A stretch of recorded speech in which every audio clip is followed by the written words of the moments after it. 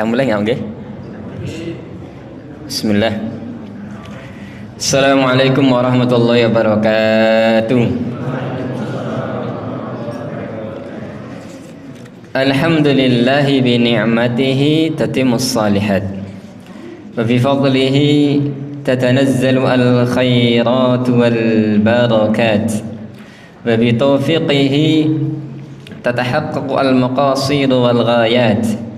Nahmadu wa nasta'inuh wa nastaghfiruh wa na'udzu billahi min sururi anfusina wa sayyiati a'malina may yahdihillahu fala mudilla lahu ومن يضلل فلا هادي له أشهد أن لا إله إلا الله وحده لا شريك له وأشهد أن محمدا عبده ورسوله اللهم صل على محمد وعلى آله وأصحابه ومن تبعهم بإحسان إلى يوم القيامة قال الله تعالى في كتابه العزيز يا أيها الذين آمنوا اتقوا الله وقولوا قولا سديدا يصلح لكم أعمالكم ويغفر لكم ذنوبكم ومن يطع الله ورسوله فقد فاز فوزا عظيما.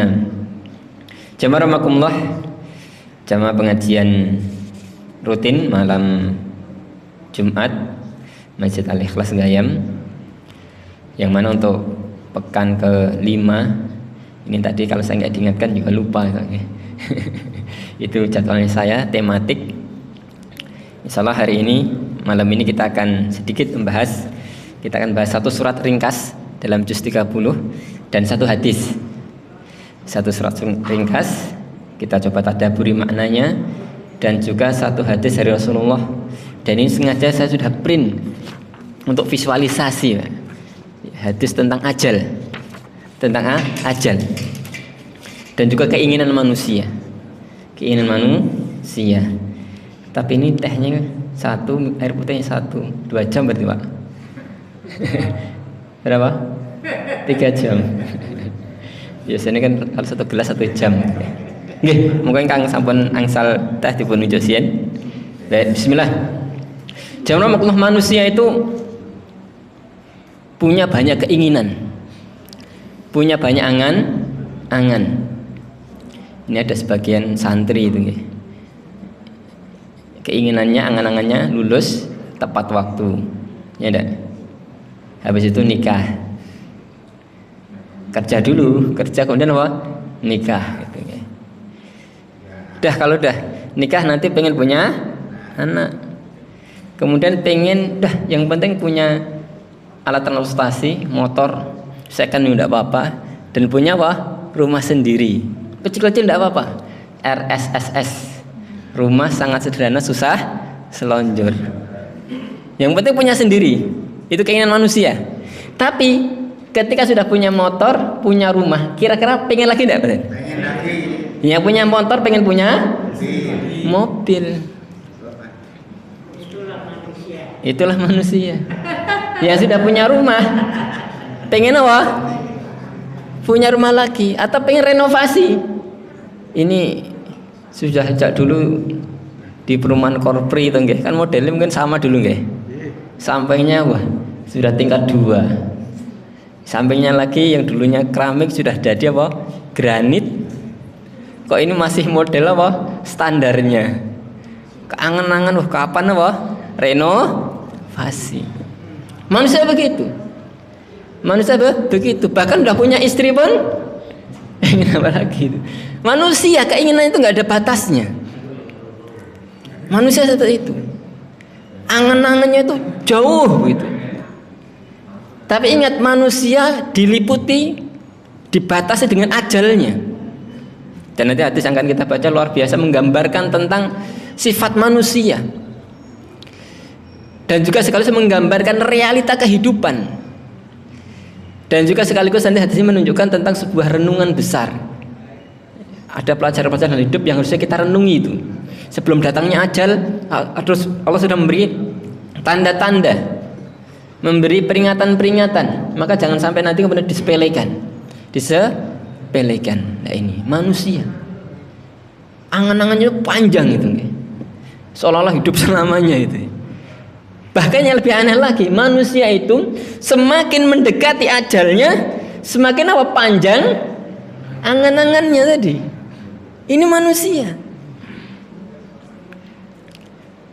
Di sisi lain, manusia seringkali berhalusinasi. Wah, ini sampai belum minum. Moga minum sian. Kula nggih, malah tak seret nih. Nggih, bismillah. Nggih, monggo nggih. Munjuk sian, bismillah.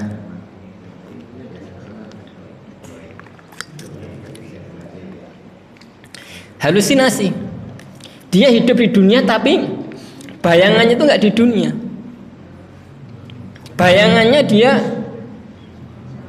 tidak sesuai dengan fakta yang ada di lapangan. Sebagian orang, wah mumpung masih muda, foya.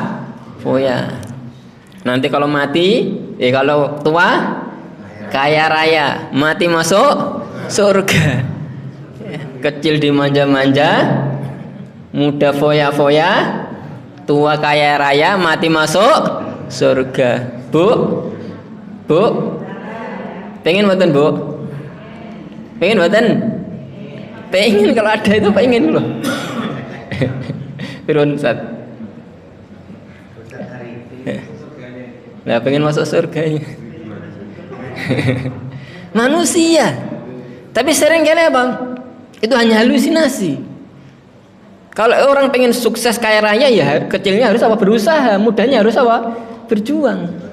Ini baru dunia saja. Orang itu kalau pengen dia sukses di akhirnya, udah kecilnya harus berjuang dulu. Sekolah yang rajin. Jangan sampai seperti kebanyakan orang. Pak Ibu pamit sekolah, nggih, mangkat ora teko sekolah. Enten. Bolos nih. Ini ndak mau apa? Capek-capek mikir. Nggak mau capek-capek mikir. Akhirnya sekolahnya nggak lulus, ataupun kalau lulus pun kemudian apa? Tidak mendapatkan nilai yang bagus, akhirnya nggak bisa kuliah. Akhirnya ketika dia kerja ya sudah serabutan. Bahkan adalah serabutan pun juga nggak dapat.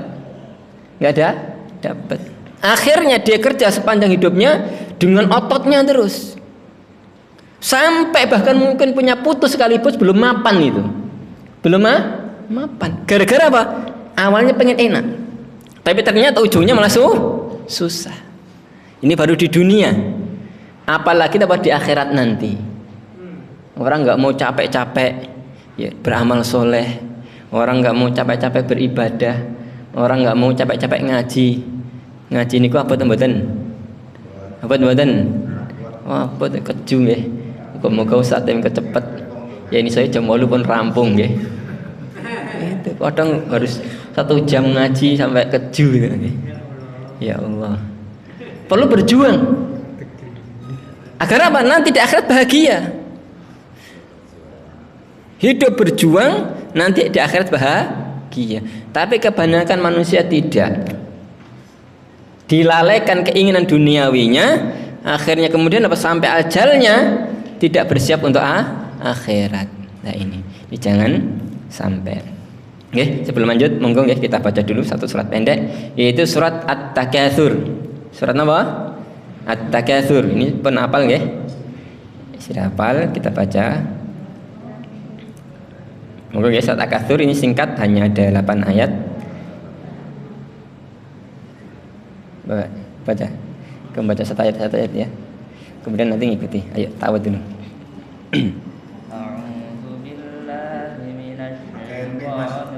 Gemik biar keras. Ya. Ini santri dari mana? Oh, dari Lumajang, Pak. Ini tebih ini, Pak. Koreknya dari jauh ini. Dari Lumajang naik apa, Mas? Kereta. Dari sini. Satu ayat ya.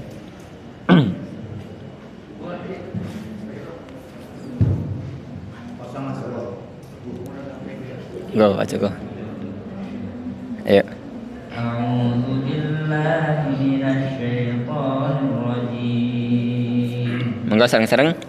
A'udzu billahi minasyaitonir rajim.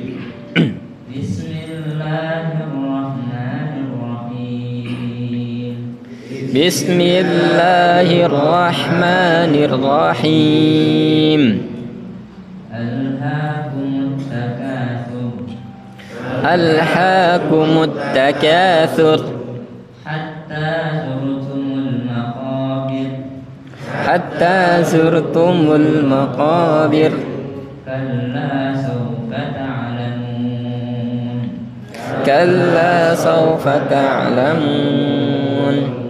thumma kalla sawfa ta'lamun thumma kalla sawfa ta'lamun kalla law ta'lamuna 'ilmal yaqin kalla law ta'lamuna 'ilmal yaqin latarawunnal jahim latarawunnal jahim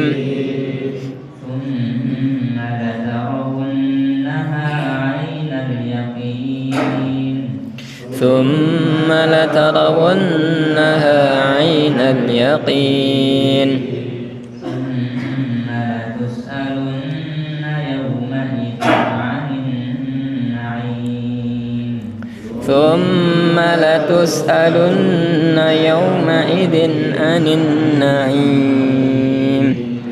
Yakfi, cukup. Baik, Bismillahirrahmanirrahim, surat At-Takatsur. Nanti akan kita terjemahkan sekaligus jelaskan secara ringkas maknanya. Tapi saya akan bacakan satu hadis dulu. Ini biar lengkap dulu, kita baca surat dan hadisnya. Diriwayatkan dalam sebuah hadis, Rasulullah pernah bersabda dari sahabat Abdullah, Abdullah bin Umar atau yang lainnya, semoga meridainya. Hadis ini sahih riwayat Imam Bukhari. Hadis sahih riwayat Imam Bukhari, hadis nomor 6417. Rasulullah bersabda, khattan Nabiyyu sallallahu alaihi wasallam khattan murabba'an. Suatu ketika Rasulullah pernah menggambar dalam tanah dengan garis yang kotak. Garis yang kotak. Nanti itu saya beri ilustrasi. Ini ibu nggak bisa lihat. Jadi kan bayangkan mohon bu. Bapak kotak apa? Garis kotak yang merah. Yang merah untuk ilustrasi saja nih. Ya, dari beliau menggaris garis kotak. Kemudian setelah itu summa khattan fil wasati kharijan minhu. Kemudian beliau menggaris di tengahnya satu garis keluar. Ya ini seret dari tengahnya keluar, seret. Satu garis keluar dari dalam kotak tadi keluar keluar. Kemudian wa khatta khututan sigharan ila hadha alladhi fi wasatihi min janibihi alladhi fi wasatihi wa qala hadha insan.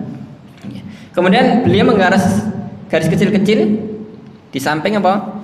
Ini kanan kiri garis yang tadi. Garis yang tadi.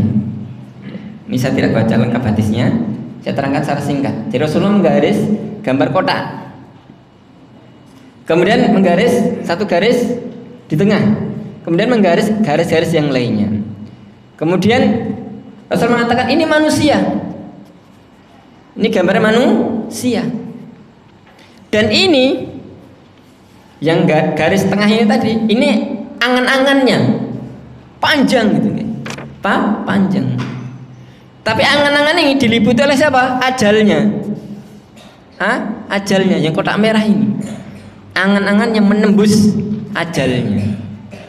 Menembus ajalnya. Kemudian di akhir hadis beliau mengatakan wa hadhihi khutatu sighar a'rad fa in akhta'ahu hadha nahashahu hadha wa in akhta'ahu hadha nahadu hadha. Jadi ini garis-garis ini a'rad itu bisa musibah, bencana atau halangan dan yang lainnya. Dan yang lainnya. Kalau dia luput dari ini, dia kena yang lainnya. Fa in akhta'ahu hadha nahashahu hadha. Kalau enggak kena ini ya kena ini. Enggak kena ini. Dan andai kata dia lolos semuanya nggak kena yang akhir, kena kotak yang merah. Kenapa? Ajalnya mati juga nantinya. Jadi yang kecil-kecil ini misalkan penyakit, mungkin kemarin wabah COVID, mungkin kecelakaan. Ini kemarin yang baru mewabah demam berdarah gitu ya. Demam berdarah yang awalnya orang sehat kemudian meninggal. Kalau dia lolos dari ini mungkin kena yang ini, lolos dari ini dan ini kena yang ini. Andai kata lolos dari garis-garis tadi, dia tidak akan lolos dari ajalnya. Jadi ajalnya. Baik, nanti akan kita terangkan dikit tentang hadis ini. Ini menarik sekali hadisnya. Ini tentang gambaran manusia, angan-angannya, dan sebenarnya realita hidupnya itu harusnya bagaimana? Harusnya bagaimana? Baik, sebelum kita bahas hadisnya, kita bahas ayatnya dulu secara singkat. Karena waktu terbatas, kita hanya bahasnya secara singkat. Dibaca terjemahnya. Mulai dari ayat yang pertama, Bismillahirrahmanirrahim. Alhaakumut takatsur. Dibaca artinya keras. Bermegah-megahan telah melalaikan kamu. Alhaakum, telah mencelakakan kalian, melalaikan kalian, membinasakan kalian. Apa? At-takatsur. At-takatsur. Tadi artinya apa at-takatsur? Bermegah-megahan. Tapi kalau kita lihat letter lek bahasa Arabnya, at-takatsur itu artinya berbanyak-banyak. Katsir, katsirun. Jazakumullah khair, katsir, kan begitu biasanya. Jadi katsir itu banyak. Nah, banyak. At-takatsur berbanyak-banyak. Berbanyak-banyak dalam apa? Nah, Pak. Dalam apa? Dalam harta. Apa mulai? Kendaraan. Dunia. Apa boleh, Pak? Dalam kehidupan. Kalau kita lihat dalam ayatnya nggak ada sebutkan itu, Pak. Bermegah-megahan, berbanyak-banyak telah melalaikan kalian. Dari apa? Nggak disebutkan. Ini kalau dalam ilmu bahasa, ya, ilmu tafsir juga, sesuatu itu ketika tidak diikat. Ya, kalau itu maf'ul ya, hadful maf'ul yufidul umum. Pembuangan sesuatu yang spesifik itu berfaedah umum. Apapun yang melalaikan, apapun yang melalaikan, mungkin harta, mungkin juga jabatan. Ada orang itu yang mungkin dia udah harta udah nggak terlalu penting, tapi gila wah jabatan, pengen lagi. Bahkan kadang nggak itu, hanya hobi. Lalu badan hobi, hanya karena mancing loh, direwangi orang sholat apa subuh, orang sholat maghrib, enten. Nah, pokoknya kita kok. Nah, tadi berlebihan dalam hobi tadi. Nah, ini tidak boleh.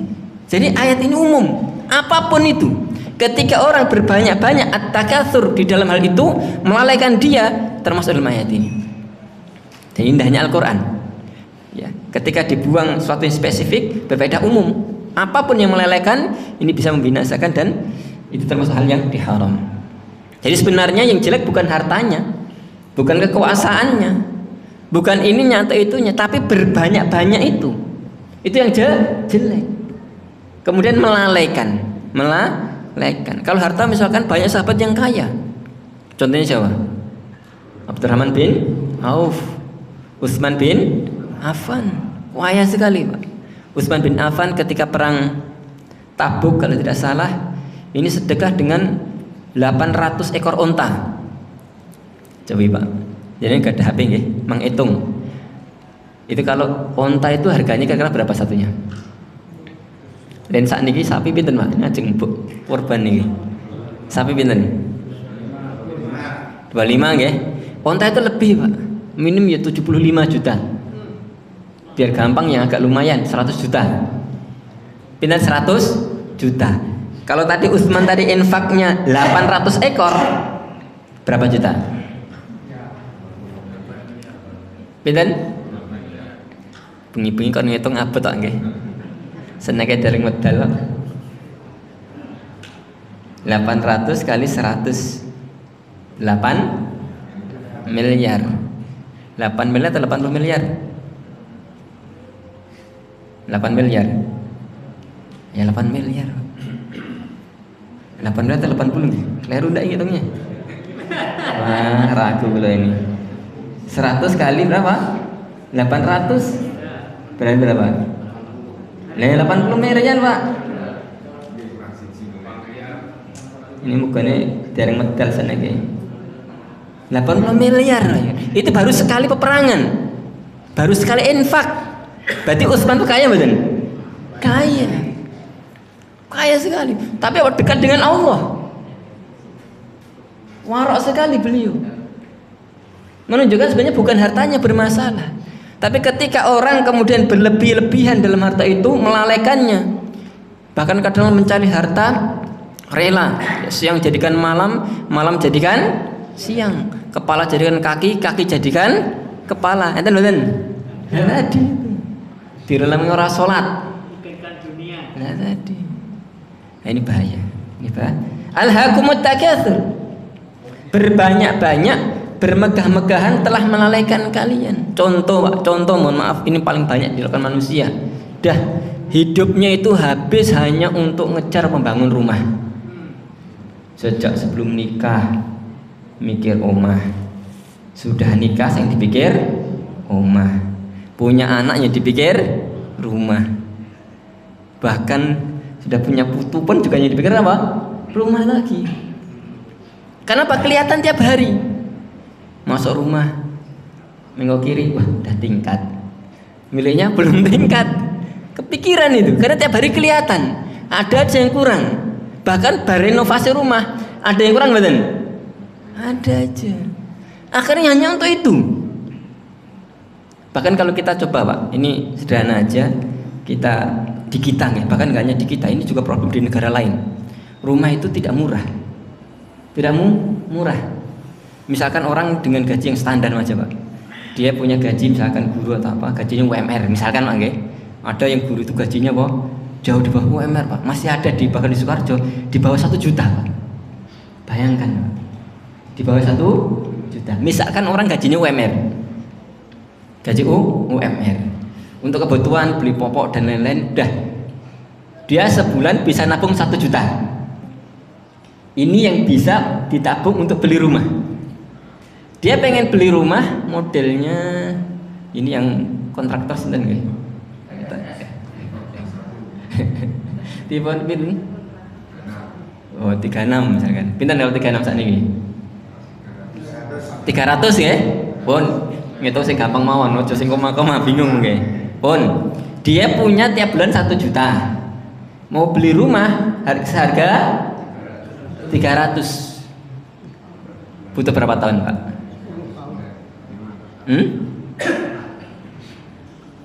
Butuh? Ya 10 tahun misalkan. Itu pun lama Pak. Lama. Itu pun ketika sudah lunas, wah rumah seusia itu sudah butuh apa? Renovasi. Sudah renovasi, sudah bagus, sudah punya anak, tambah kurang ruangan lagi, kurang kamar lagi. Sudah tambah kamar, anak udah nikah, butuh rumah lagi. Ini kayak proyek nggak berhenti Pak. Dan sebagaimana lah habis pikirannya untuk itu, habis hanya untuk mikir rumah, nggak sempat mikir untuk infak, nggak sempat mikir untuk ini dan itu, habis untuk kredit rumah, habis untuk membangun rumah. Ini jangan sampai. Untuk itu dalam Al-Quran sering kali disebutkan apa? Tentang apa? Akan dibalas dengan apa? Rumah-rumah yang ada di dalamnya sungai-sungai. Sungai. Rumah kalau ada sungai berarti apa? Berarti bukan rumah, tapi apa? Istana. Niki sing kopri enten, sing rumah enten sungai nih Pak.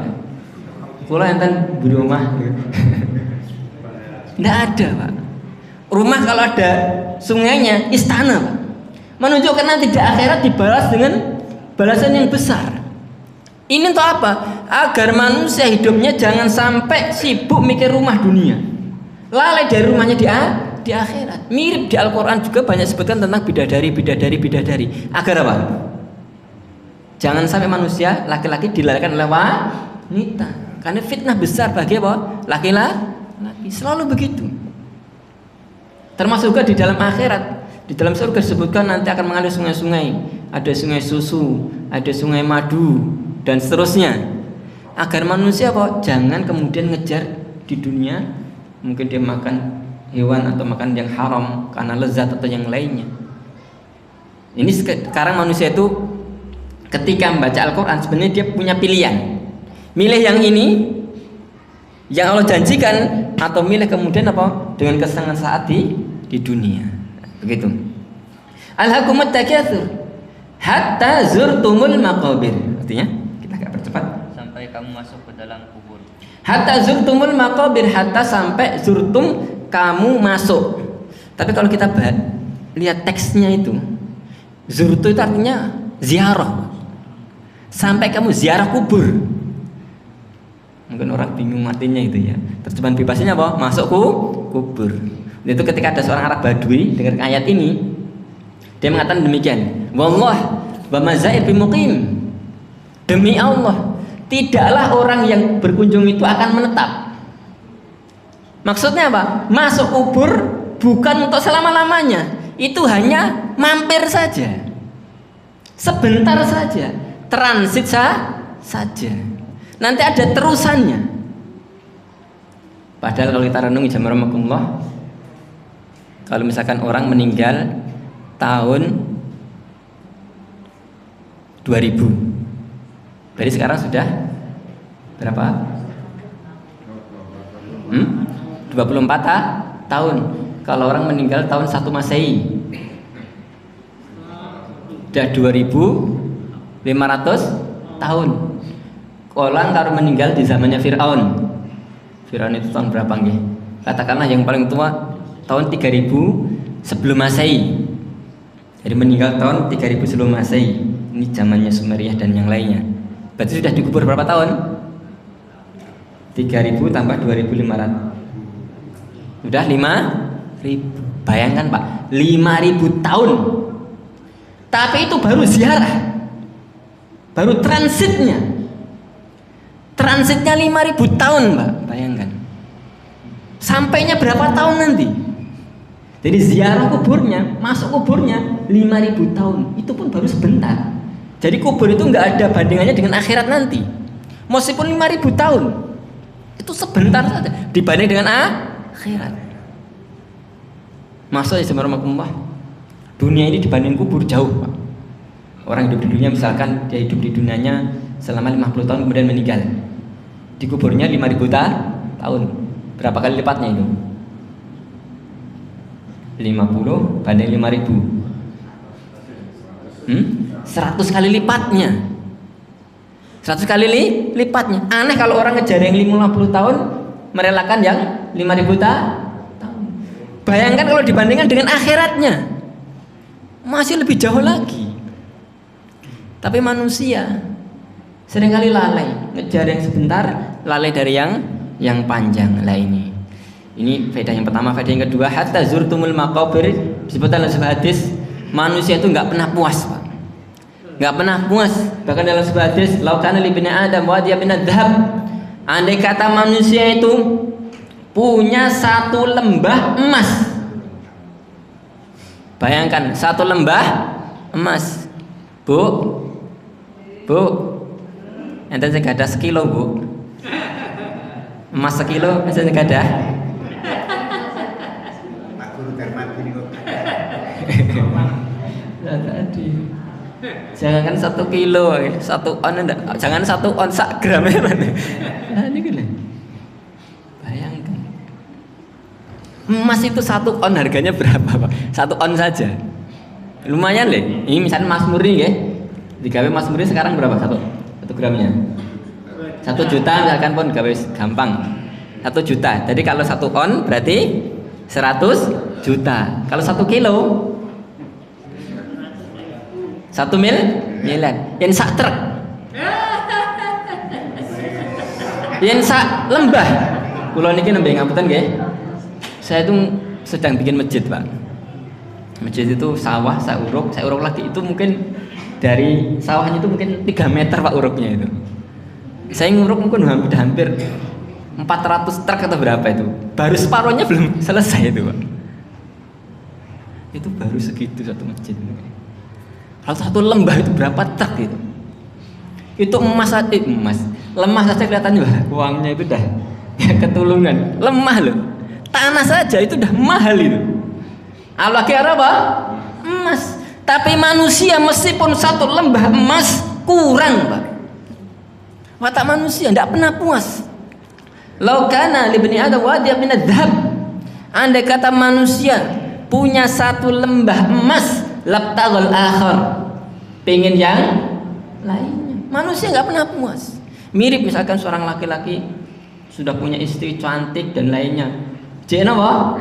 Lagadi. Rumput tetangga lebih hijau dari rumput sendiri. Mergone apa? Sintetis. Rumput sintetis itu. Gitu. Kalau yang di rumahnya kan original itu kan. Begitu manusia itu sering kali lihat istrinya dalam kondisi original. Lihat yang lainnya pondino apa? Wah ini kok pondi dempul dan yang lainnya. Enggak asli. Akhirnya kelihatan nih ini. Hati-hati, Pak. Nah, hati-hati. Manusia tidak pernah puas. Enggak pernah apa? Puas, bahaya. Satu-satunya yang akan membuat dia puas nama tanah. Di dalam hadis tadi lanjutannya, "Lau kan ibni Adam wadi bin adhab." Dalam hadis ini, "Habba an yakuna lahu wadiyan." Pasti pengen 2 lagi. Pengen 2 lembah emas. Walan yamla'u fahu illa turab. Dan tidak akan bisa mengenyangkan mulutnya kecuali tanah. Kecuali apa? Tanah. Maksudnya kecuali sudah mati kemudian nah tadi diduduki dengan tanah baru manusia itu puas. Puas.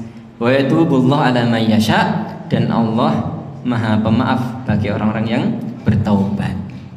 Ini pintu tobat masih biasanya juga diri kita, Pak. Tidak pernah puas dengan capaian-capaian duniawi. Pengen ini dulunya ketika belum nikah, awal-awal nikah sudah sederhana keinginannya, Pak. Yang penting punya transport sendiri, punya rumah sendiri, hidup berwibawa. Rasulullah, simple keinginannya. Begitu punya, wah sudah main gengsi, yang ini rumahnya begini. Akhirnya ini melalaikan. Andai kata manusia itu cukup dengan kebutuhan dasarnya, bagus kok. Bagus. Andai kata manusia itu bahkan meskipun dia hidup kaya dan seterusnya sesuai dengan kemampuannya, ya tidak apa-apa. Kalau memang dia kemampuannya bisa bikin rumah tingkat, bisa beli mobil mewah, hartanya berlimpah, monggo. Tapi ini nggak punya kemampuan, memaksakan diri, akhirnya apa? Nggak sempat ibadah. Ini yang salah. Ini yang salah. Baik, ayat berikutnya. Ini kita percepat. Kalla sawfa ta'lamun. Sekali-kali tidak, kalau kamu akan mengetahui akibat perbuatanmu itu. Kalla, sekali-kali tidak. Sawfa ta'lamun, engkau akan tahu. Sawfa ini akan tapi lama. Nanti kamu akan tahu. Gitu. Diulangi lagi. Tsumma kalla sawfa ta'lamun. Kemudian sekali-kali tidak, kalau kamu akan mengetahui. Diulangi, Pak. Dan Al-Quran itu tidak ada istilahnya apa berbahasa basi. Tidak ada istilahnya itu sesuatu yang tidak bermanfaat. Ketika diulangi menunjukkan ada faedah di sana. Ada faedah di sana. Kamu akan tahu. Bahkan diulangi lagi. Kalla lau ta'lamuna ilmal yakin. Sekali-kali tidak, sekiranya kamu mengetahui dengan pasti. Kalla lau ta'lamuna ilmal yakin, sekali-kali tidak. Andai kata kamu tahu dengan ilmu yang pasti. Ilmu yang pasti. La tarawunnal jahim. Niscaya kamu benar-benar akan melihat neraka jahim. La tarawunna, sungguh benar-benar akan. Sudah ada la, lam taukid penguat, ada nun lagi, nun taukid lagi, penguat lagi. Al jahim, kalian benar-benar melihat neraka jahanam. Coba kita renungi sejenak, Pak, rentetan ayat-ayat ini. Yang pertama, Allah ulang berapa kali? 3 kali ya. Diulang 3 kali. Padahal sebenarnya tidak diulang pun sudah penting itu. Sesuatu itu ketika disebutkan dalam Al-Quran sekali saja penting, Pak. Apalagi diulang. Satu. Yang kedua, ini sekaligus menunjukkan potensi bahayanya, potensi lalainya. Misalkan ada sesuatu yang penting, kita paling anak kita, nanti jangan lupa ya ini. Begitu lagi ngomong lagi, nanti jangan lupa ya. Menunjukkan itu hal apa? Penting. Menunjukkan ini penting sekali. Dan juga menunjukkan bahwasanya banyak kejadian orang lalai. Orang tergelincir di situ. Ayatnya juga demikian. Bahkan orang itu kadangkala seolah tahu padahal tidak tahu. Contoh sederhana. Orang itu kalau ditanya, penting dunia atau akhirat?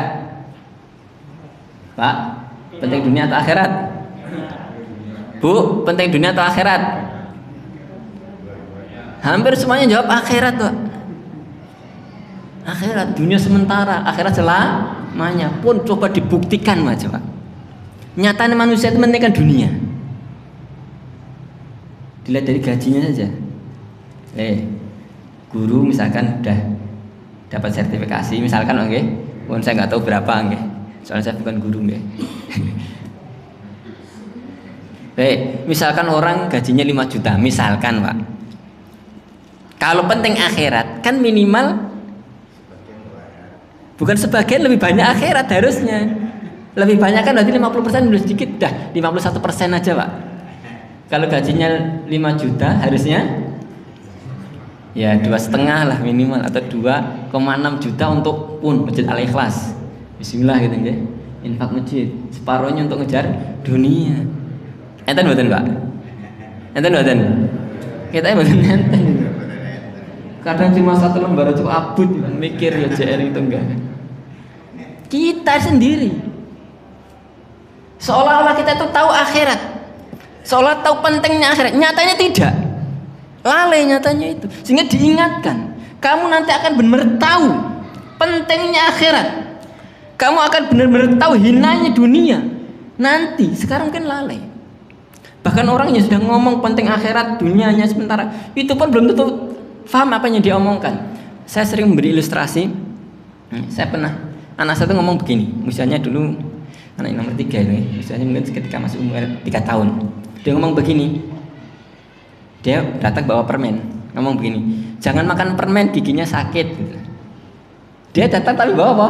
Permen. Kemudian setelah itu dia sembunyi makan permen, Pak. Padahal dia ngomong sendiri apa? Jangan makan permen giginya sakit. Tapi masih apa? Makan juga. Menunjukkan dia ngomong itu, ya dia tahu tapi sebenarnya tidak tahu sekali.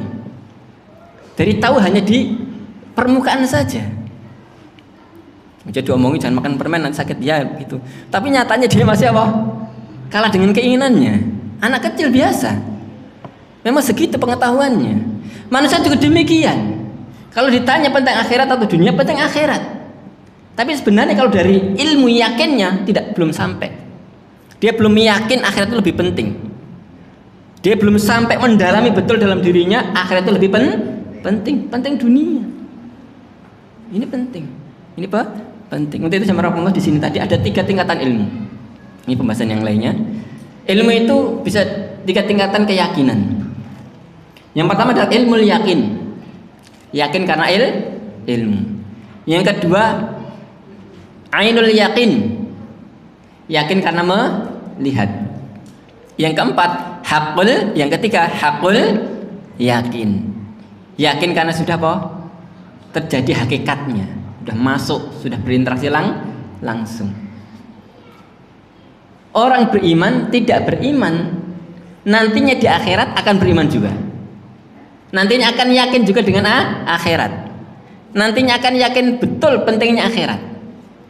Orang beriman tidak beriman yang di dunia, nggih. Nanti ketika di akhirat akan yakin dengan neraka. Bahkan orang-orang yang saat ini mengingkari neraka, nanti yakin betul? Yakin, sudah masuk neraka baru yakin itu. Sudah terlambat. Sudah terlambat. Itu mari, mumpung kita masih hidup, gunakan hati kita, pikiran kita, sanubari kita untuk mencari ilmu, untuk beriman dengan wahyu, untuk mendalami betul dunia ini sementara, akhirat selamanya. Jangan sampai nanti terlambat di akhirat. Sudah masuk akhirat baru sadar pentingnya akhirat. Dan naudzubillah seperti orang kafir, jangan sampai nggak beriman dengan akhirat, nggak beriman dengan neraka. Ketika lihat neraka, masuk neraka baru apa? Sadar, baru yakin. Sudah terlambat. Nasi sudah menjadi bubur. Ini jangan sampai kasep istilahnya. Kasep. La tarawunnal jahim, sampai kalian melihat neraka jahanam. Nanti ketika orang melihat neraka jahanam baru yakin semuanya. Bahkan yang awalnya kafir mengingkari pun akan yakin juga. Tsumma la tarawunnaha 'ainal yaqin. Kemudian kamu benar-benar akan melihatnya dengan mata kepala sendiri. Sungguh benar-benar kamu akan melihatnya dengan mata kepala sendiri. Dengan ainul yaqin, dengan pandangan yang penuh keyakinan.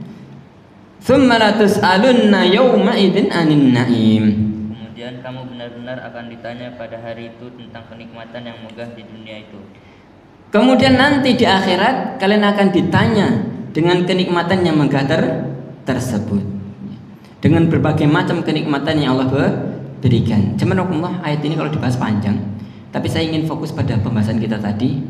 Manusia itu seringkali lalai dari akhirat, dikalahkan dengan keinginan-keinginannya, dengan angan-angannya. Dan itu juga kemudian menyebabkan dia satu lalai, yang kedua salah cara pandang hidup. Melihat nikmatnya Allah, rezeki Allah berikan itu sebagai sebuah penderitaan. Contoh orang itu ketika tinggal udah punya rumah, melihat yang sampingnya lebih megah, yang sampingnya lebih besar, merasa sempit badan, merasa sempit Pak. Padahal itu udah punya rumah itu nikmat badan, nikmat.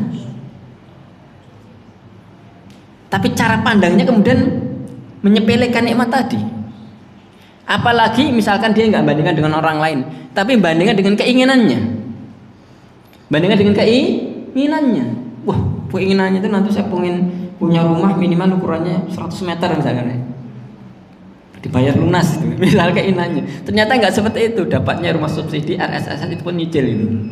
Itu pun di daerah yang rawan banjir. Waduh, susah itu. Ada kisah lebih menarik lagi. Ini kiat hidup bahagia, Pak. Sebenarnya kiat hidup bahagia itu sederhana, Pak. Sudah, jangan muluk-muluk dalam hidup. Ada orang itu ketika contohnya seorang laki-laki sedang kerja, capek, dia pulang ke rumah, bayangannya nanti di sini sudah wangi, dibikinkan apa? Teh atau kopi, dibikinkan apa? Makanan disambut itu. Sampai rumah ternyata apa? Mesengut lagi. Wah, kira-kira berapa? Wah, tadi susah. Ada kisah menarik seorang kiai, Pak. Kiai sederhana Pak hidupnya, bahagia. Dia cuma satu keinginan aja, sederhana. Satu yang saya inginkan, ketika saya masuk rumah, istri saya masih hidup. Hanya itu sih keinginannya, Pak. Udah, dia nggak harap macam-macam. Pokoknya dia masuk rumah, istrinya masih hidup, kenapa? Bahagia. Nanti kalau dibikin teh, alhamdulillah. Dibikinkan ini, alhamdulillah. Keinginan sederhana. Dia masuk rumah, istrinya hidup, alhamdulillah. Dapat yang lainnya, alhamdulillah. Itu kiat hidup bahagia. Tapi kalau keinginannya ini, dapat yang itu, waduh, kecewa. Nanti itu tadi, Pak. Sederhanakan keinginan hidup, Pak. Pasti bahagia. Orang kalau pengen sudah, saya punya rumah, dia punya rumah model apapun, bahagia, Pak. Tapi kalau keinginannya begini-begini, ya repot. Repot. Jadi sederhanakan keinginan, orang itu akan bahagia. Ini kalau dalam bahasa pembahasan kita, sudah jangan terlalu panjang angan, realistis saja. Ada kitab menarik, mungkin pernah saya bahas di sini, ya. Kitabnya Sa'di, judulnya menarik, yaitu Al-Wasail Mufidah lil Hayati Sa'idah. Kalau terjemahan bebasnya, kiat hidup bahagia. Itu ada kiat-kiatnya banyak, itu ada sekitar 20-an. Di antara kiatnya itu beliau mengatakan demikian. Sudah, agar kita bahagia hidup di zaman ini, jangan tenggelam pada kekalutan masa lampau atau kesedihan masa lampau atau kekalutan masa depan. Kekalutan masa depan, nanti ke depan begini akhirnya galau. Dia hanya guru honorer, gajinya 1 juta, pengen punya rumah berapa tadi? 300 juta, kapan kelakonnya itu, nggih. Jadi kontraktor sejati itu. Itu kalau dipikir ya ngenes, Pak. Leres mboten? Ngenes itu. Repot hidupnya. Sudah, yang penting bisa bismillah. Nyatanya juga bisa. Bahkan ada orang itu yang penting bismillah berusaha bisa. Tapi kalau dia hanya meratap kemudian begini nggak berusaha ya sama saja. Sudah hidup di zaman ini. Yang penting berusaha. Bisa atau tidak Allah yang takdirkan. Bahkan andai kata itu suatu hal yang seolah mustahil. Dalam surat Maryam, ketika Maryam mau melahirkan, kemudian lemah sekali, kemudian Allah berfirman, "Bahuzzi ilaiki bijidin nakhlah, tusakit ilaiki rutaban janiyah." Wahai Maryam, goyangkan pohon kurma ini. Ngentos pohon kurma nggih? Pohon kurma kados pohon apa? Kelapa, pohon kelapa, wit kambil, Pak. Itu jenengan hoyok-hoyok dengan dorong-dorong jatuh enggak, Pak? Susah itu, Pak. Apalagi pohon kurma besar. Jangankan wanita, 5 laki-laki aja belum tentu apa? Goyang, belum tentu jatuh itu. Tapi di sini Allah pengen ngajari satu hal, usaha. Usaha Maryam. Dan dia berusaha. Wanita dalam kondisi hamil, Pak, lemah sekali. Dalam kondisi sedih, lemah sekali. Tapi dia berusaha. Allah takdirkan apa? Rutaban janiyah. Jatuh juga. Kurma yang apa? Yang masak tadi. Menunjukkan yang penting berusaha. Kita hidup di dunia juga demikian. Sudah jangan terlalu banyak panjang angan-angan. Takut dengan masa depan akhirnya nanti nggak sempat ini, nggak sempat itu. Sudah hidup sederhana. Berusaha sudah. Saya kerja, siang hari kerja sudah. Waktunya istirahat. Waktunya ngaji yang ngaji. Kadang-kala orang itu aduh, eman-eman, Pak. Ngaji seminggu sekali aja kadang-kala waduh gitu. Gitu. Padahal semeleh. Biasanya orang Jawa apa? Semeleh. Waktunya kerja ya kerja, waktunya santai ya santai, waktunya ibadah ya ibadah, waktunya ngaji ya ngaji. Sederhana hidup itu, bahagia. Tapi kalau orang itu kemerungsung, pengen ini, akhirnya malah nggak kecapean semuanya. Nggak kecapean semuanya. Oke, kembali ke hadis tadi. Ini masih ada sedikit waktu. Hadis ini Bismillahirrahmanirrahim ada 3 poin yang ingin saya sampaikan. Yang pertama, manusia itu seringkali hidupnya itu habis ngejar angan-angan. Angan-angan. Dan itu sudah panjang sekali angan-angannya, menembus seolah-olah kau hidup selamanya. Ini tadi kan menembus apa? Batas kotaknya itu. Pengen ini. Padahal kalau dipikir-pikir mati juga enggak? Mati itu. Usia bertambah, umur selalu berkurang. Ya usianya bertambah, tapi umurnya apa? Berkurang. Cobalah kita introspeksi diri kita. Dan sebagainya Rasulullah bersabda, "A'mar ummati ma baina sittin wa sab'in." Umur umatku antara 60 sampai 70. Niki enten sing pun 58, Pak. Wah, pun bonus ya, Pak. Pinten? 86. Wah, pun bonus ya, Pak. 86. Ya tadi. Ini kalau misalkan usianya 58 kurang berapa? Nah. 2 tahun deh. Tambah hari tambah apa? Deket itu. Oh, ini kalau lebih wah ini dah bonus. Tapi juga belum tentu ya enggak? Yang muda pun juga banyak. Tapi yang jelas yang kita yakin dengan pasti semakin bertambah hari, usia kita bertambah, umur kita berkurang. Jatuh umur kita berkurang. Maka aneh ketika orang itu semakin mendekati ajalnya, keinginan semakin ini, pengen ini. Kalau masih muda ya mungkin nggih. Mungkin nggih. Tapi ini sudah mendekati. Sudah pun itu. Kemudian masih ini dan itu, wah ini aneh. Ini aneh. Dan anehnya manusia juga demikian itu. Semakin tambah usia tambah keinginannya. Ini jangan sampai. Nggih. Pak Ustaz, Nggih. boleh bertanya? Boleh, Bun. Alhamdulillah. Kalau kita ambil sari apa yang disampaikan Pak Ustaz itu orang itu serakah. Oh, nggih. Pulang bersyukur kepada Allah. Pertanyaan saya, ibadah yang bagaimana yang paling afdal yang bisa kita jalankan oleh orang yang beriman supaya sehingga kita merasa tenang dan dapat mendekatkan diri pada Allah sehingga kita dapat ridho Allah. Terima kasih. Nggih, mboten pun. Ibadah bagaimana yang paling afdal sehingga kita dapat ridhonya Allah, kemudian dapat nanti akhirnya masuk surganya Allah. Intinya demikian. Ibadah yang paling afdal itu ibadah ketika dilakukan dalam waktu memang waktunya. Satu, pada waktunya itu. Tentu tiap ibadah itu punya waktu-waktu. Contohnya misalnya begini, ketika misalkan di waktu sepertiga malam yang terakhir, itu yang paling afdal apa? Sholat dan kemudian zikir, minta pada Allah. Nanti di waktu jam sholat, masuk sholat, ya ibadah yang paling afdal apa? Sholat. Termasuk dalam harta.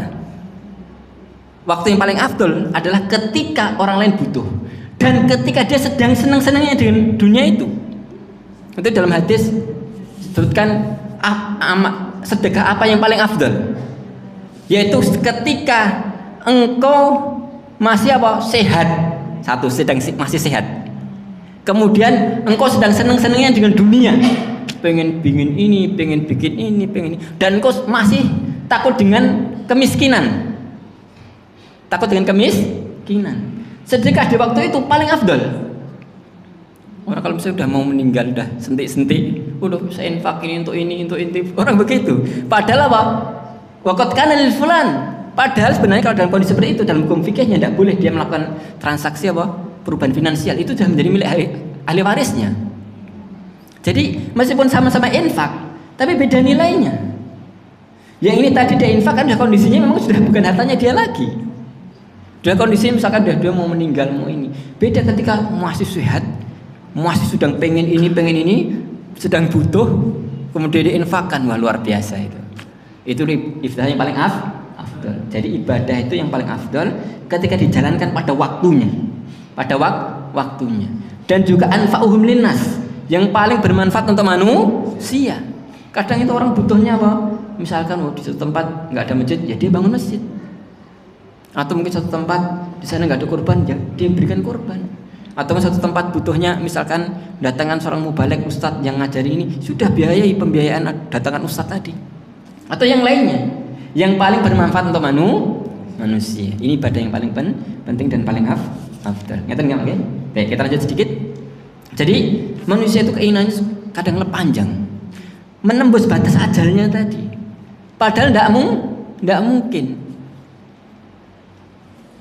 Apa ada Pak orang itu nggak pernah sakit, nggak pernah mengalami musibah? Tidak ada. Bahkan andai kata dia nggak pernah sakit, nggak pernah dapatkan musibah, akhirnya juga mati juga.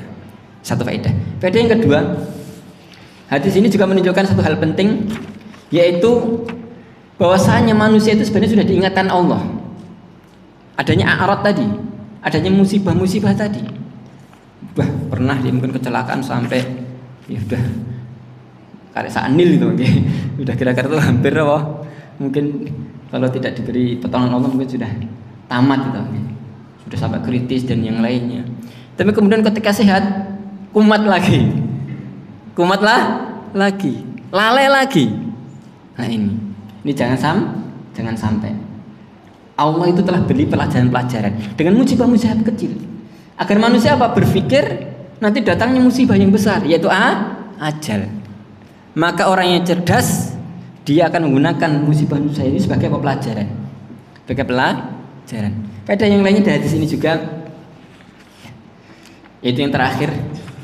Ini ada katanya dengan hadis yang lainnya.